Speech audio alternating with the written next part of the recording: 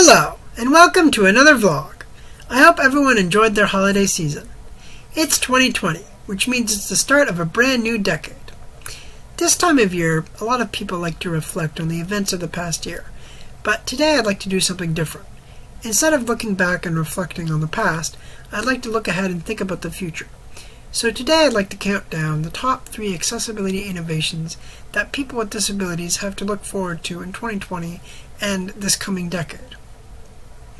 Now, keep in mind that these are my personal rankings and you may disagree with them, and if you do, feel free to tell me what your ranking is down in the comments. Anyway, let's get started. Number 3, legislation.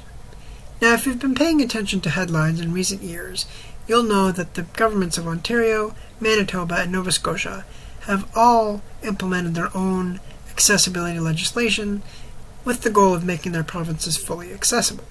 And the federal government of Canada has also implemented federal accessibility legislation with the goal of making Canada completely accessible by the year 2040.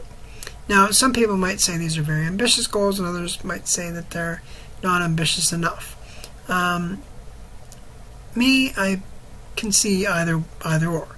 In some ways they are very ambitious, and in some ways they aren't ambitious enough.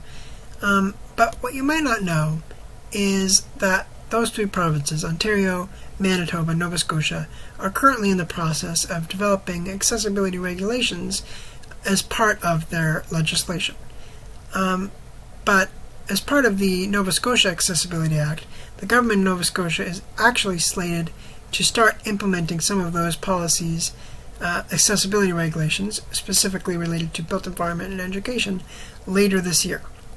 And that's really exciting, because not only has this been a long time coming, but those regulations will hopefully go a long way to make the province much more accessible and inclusive for everyone, and maybe even inspire other provinces to follow suit and implement their own accessibility legislation.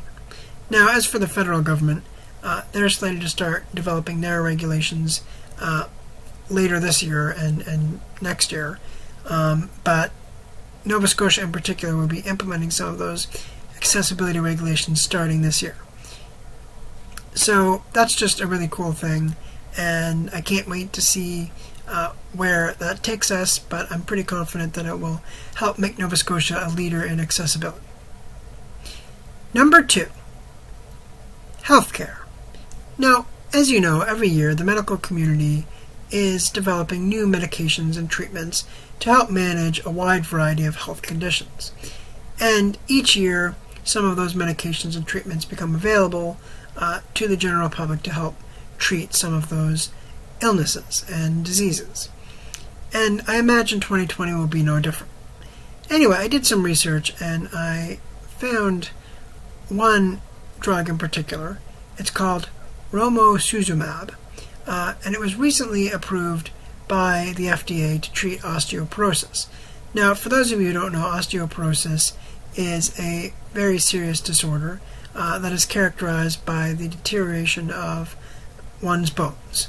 And it can lead to a lot of serious issues like broken bones and other serious complications. And although it's most common in elderly women, it can affect anyone. I myself am at risk for osteoporosis because of one of the drugs that I take. So as you can see, it is a very serious disorder. So it's nice to see that they have a new medication out that can help treat it. Now, the medication is administered in the form of 2 injections each month, and it's been proven to significantly increase bone development in people with osteoporosis, which is good because, like I said, that's the main characteristic of osteoporosis, is the loss of bone mass. So this is a very promising drug that could benefit a lot of people with osteoporosis, and the most exciting thing is hopefully it will open doors for similar drugs to be developed to treat osteoporosis and other similar disorders in the future. So it's really exciting that that's coming out this year. There's some other medical breakthroughs that I did find out about, but that was one of the ones that stood out to me the most,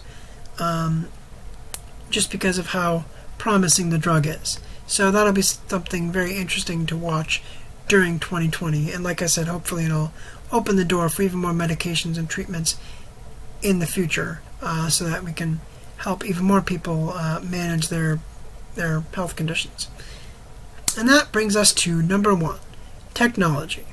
Now, just like with healthcare, there are many tech companies competing every year to develop new devices and technologies. And a lot of those devices are specifically designed to help people with disabilities. They're called assistive devices and assistive technology. And people with disabilities really rely on these technologies. And every year, new technology and new devices become available on the market that people with disabilities can purchase to help them live functional, independent lives. Anyway, I found one piece of technology in particular that really stood out to me. It's called a smart cane. So for those of you who are wondering, a smart cane is essentially a white cane for people who are blind or low vision that incorporates the use of smart technology such as GPS and motion sensors to help people who are suffering from vision loss to more easily find their way around.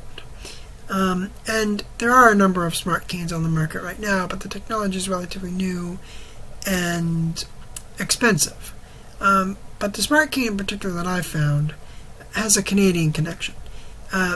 It was actually, the idea for it was actually invented by a Canadian teenager by the name of Ria Karamanchi. She introduced the idea back in 2017 and entered it into an ideas competition, and since then she's won numerous awards and acquired some funding and has started up her own company to manufacture her version of the smart cane. So why is this exciting? Well, it's exciting because, like I said, smart canes already exist, but the technology is pretty new and pretty expensive.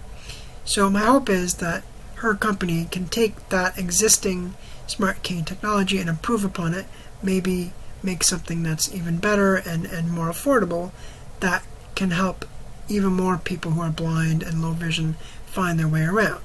And hopefully that invention will lead to the creation of even more devices, assistive devices, to help people with disabilities, not only sensory disabilities, but maybe physical and intellectual and mental health disabilities.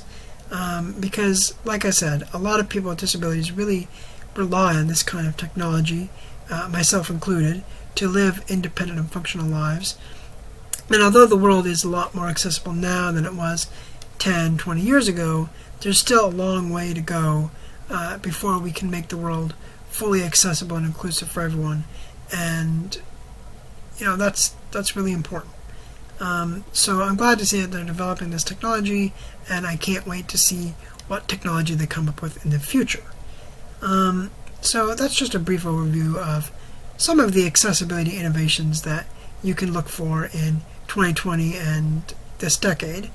Now, I've included some links in the description below where you can learn more about some of the things that I've talked about, so feel free to check those out. I encourage you to do so.